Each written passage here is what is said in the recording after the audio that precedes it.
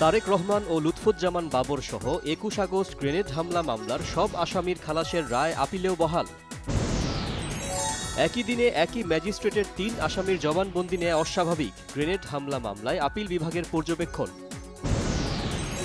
বিএনপির ভারপ্রাপ্ত চেয়ারম্যান তারেক রহমান দেশে ফিরতে চাইলে ট্রাভেল ডকুমেন্ট নিয়ে সমস্যা হলে সমাধান করা হবে জানিয়েছেন পররাষ্ট্র উপদেষ্টা তৌহিদ হোসেন।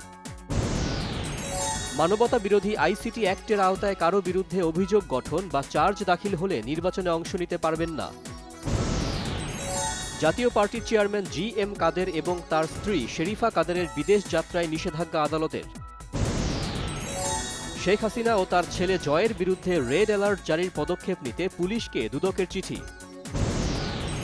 বিএনপির স্থায়ী কমিটির সদস্য আমির খসরু মাহমুদ চৌধুরী বলেছেন, শেখ হাসিনা পালালেও দেশে এখনও চলছে স্বৈরাচারী মানসিকতা।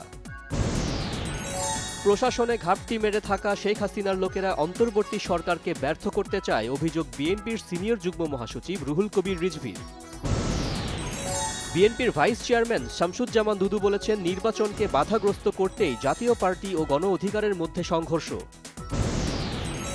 যুক্তরাজ্যে পাচার হওয়ার অর্থ দেশে ফেরাতে দেশটির সরকারের উপর চাপ দেয়া হচ্ছে জানিয়েছেন ট্রান্সপারেন্সি ইন্টারন্যাশনালের চেয়ারম্যান ফ্রাঁসোয়া ভ্যালেরিয়া।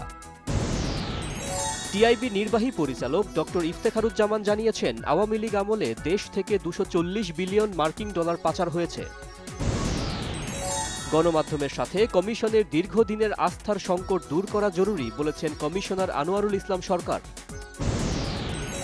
সকল পর্যায়ের প্রার্থীর সহাবস্থান ও উৎসব মুখর পরিবেশে ডাকসু নির্বাচনে প্রচারণা চললেও কিছুতেই থামছে না সাইবার বুলিং। ভোটারদের দ্বারে দ্বারে গিয়ে নানা প্রতিশ্রুতি দিয়ে ভোট চাইছেন ডাকসু নির্বাচনের প্রার্থীরা। রাজশাহী বিশ্ববিদ্যালয়ের জুলাই ৩৬ হলে রাত ১১টার পর প্রবেশ করা ছাত্রীদের নিয়ে স্ট্যাটাস দেয়া ছাত্রদল নেতা আনিসুর রহমান মিলনকে সংগঠন থেকে আজীবন বহিষ্কার। গ্লোবাল ইসলামী ব্যাংকের চেয়ারম্যান নুরুল আমিন জানিয়েছেন, ব্যাংকটি থেকে এস আলম গ্রুপ নামে বেনামে ১২,০০০ কোটি টাকা ঋণ নিয়েছে। আইন শৃঙ্খলা বাহিনীর সাবেক কিছু সদস্য ডিবি বা অন্যান্য বাহিনীর পরিচয়ে ডাকাতি সহ নানা অঘটনে জড়িত। বন্যায় বিপর্যস্ত ভারতের পাঞ্জাব আর হিমাচল প্রদেশে অন্তত ৪৮ জনের মৃত্যু, দুর্যোগপূর্ণ পরিস্থিতি হরিয়ানা, জম্মু ও কাশ্মীরে। ভারতের বিহারে কাজাখস্তানকে হারিয়ে এশিয়া কাপ হকির ৬ষ্ঠ অবস্থানে বাংলাদেশ। শ্রদ্ধা ভালোবাসায় প্রজন্মের পর প্রজন্মকে মুগ্ধ করে রাখা সুরেলা কণ্ঠের সাবিনা ইয়াসমিনের জন্মদিন পালন।